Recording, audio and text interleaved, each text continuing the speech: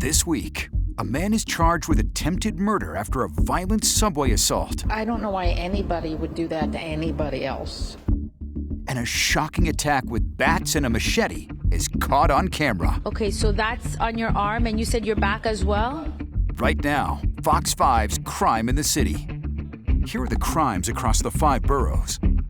We start this week on Manhattan's Upper East Side, where a woman is shoved head-first into the side of a train. The suspect was arrested at a shelter in Queens, and as you said, we're awaiting his arraignment still at the criminal courthouse in Lower Manhattan. What he is accused of is probably something just about every subway rider has considered, with a train pulling into a station, where probably many think a threat is over once that train is in the station. What's alleged to have happened in this case appears to shatter that delusion. Hey, why'd you do it? Arrested Tuesday morning, Kamal Semrad bent over to try to avoid cameras as a 39-year-old was charged with a random violent assault on a female subway rider, Amin Asoy, allegedly pushing her head against a moving subway train at the 63rd Street and Lexington Avenue subway station on the Upper East Side Sunday morning. I don't know why anybody would do that to anybody else. Amin is a Turkish immigrant working at an Upper East Side coffee shop to make a living. Instead, the 35-year-old woman is now in critical condition and facing an uphill battle, suffering from severe head and spinal injuries. A GoFundMe page has been set up tonight with a $500,000 goal. She's tiny, she's petite. Her next-door neighbor in Queens amongst those heartbroken but pulling for Amin's full recovery. Really terrible. So, and she seems like a lovely person. We always say hello to each other. So it just, I hope she makes it. The suspect, Kamal Semrad, is being charged with attempted murder and assault. Police say with the train moving, he put his open palms on the back of Amin's head and with both hands smashed her head against the moving train. While the motive is unknown, solving that mystery will be of little help for Amin Asoy. Family and friends of Amin tell us tonight that she was initially told by doctors that she would not be able to move again from the neck down, but they say the good news here tonight is that she has been able to move her arms. They certainly hope that her condition continues to improve. Again, we are awaiting the arraignment of the suspect in this case. Then, up in Washington Heights, an innocent bystander is killed in a drive-by shooting outside a deli.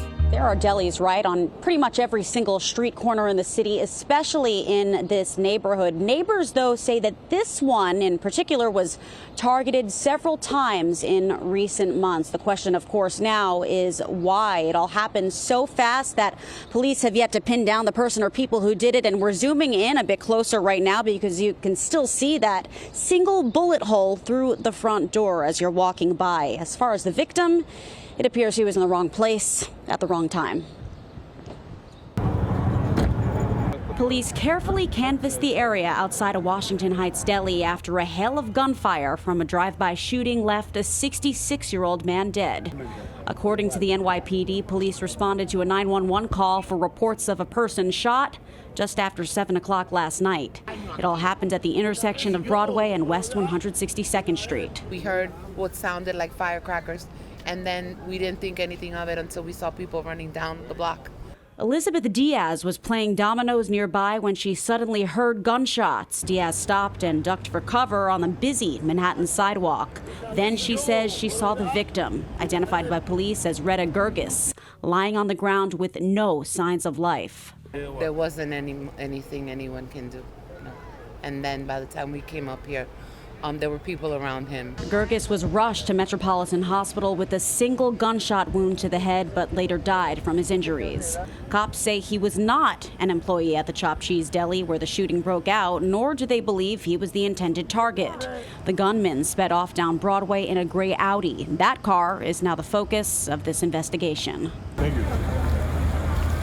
Police cordoned off the crime scene, searched underneath cars with flashlights, and scavenged for shell casings. What appears to be a bullet hole can also be seen piercing through the deli's front door. I was raised on this block and I'm 52, so it's really sad to see this kind of stuff going on. Now, according to the latest NYPD statistics, the 33rd precinct, which covers this area specifically, reported 1 murder over the course of the past year, not counting this incident. To look at the bigger picture, murders citywide are down 33%. Again, though, no arrests at this time. This is very much an active investigation.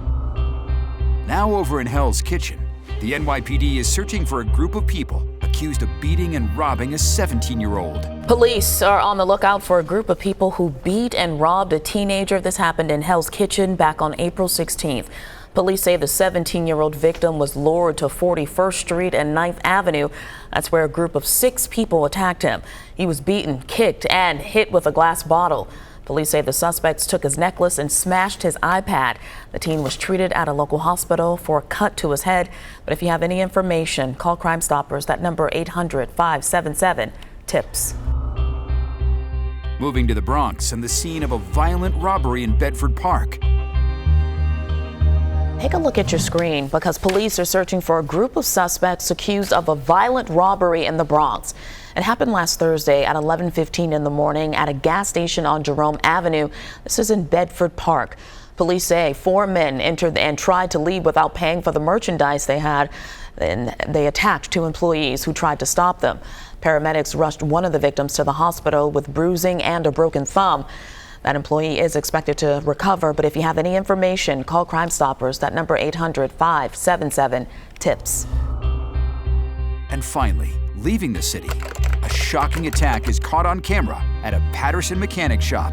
Surveillance video captures a horrific attack in New Jersey where the owner of a mechanic shop says he and his employees were hit with baseball bats and a machete. That's right. Fox 5's Stephanie Bertini spoke with the business owner in Paterson as well as one of his employees who are still recovering and has more. It's one of those things you probably have to see to believe. Cameras outside this Paterson, New Jersey truck repair shop caught a brawl in the streets. As you can see, it happened in broad daylight. They was arguing for the parking. Randy Campos is an employee at the shop. He's still recovering. Okay, so that's on your arm and you said your back as well? The bruises, he says, because he jumped in. They attacked my boss. His boss has been operating here at 70 Mill Street for more than a decade, he says. They came out from nowhere and Shocked? well, yeah, I was surprised because like for me, he said I don't have no problem with nobody. I'm here to make a living. He says the dispute was over street parking in front of the business. Public parking, says this city councilman. This is public parking, but people cannot take the law in their hands. If you have a problem with the parking, call the police department. They will address it according to it. The police were called. And that's the report number? Okay. They showed us the paperwork. The men say there were weapons used. They used this one and hit him here. The owner of the business had to get a few stitches. They had the machete. They attacked me with a bat. He's healing now. So your shoulder as well. And hoping police arrest those responsible. The men say they know who did this. They say they're familiar faces from the area. We reached out to the Paterson Police Department. We're waiting to hear back. And that's this week's Crime in the City. Subscribe for more at youtube.com/Fox5NY.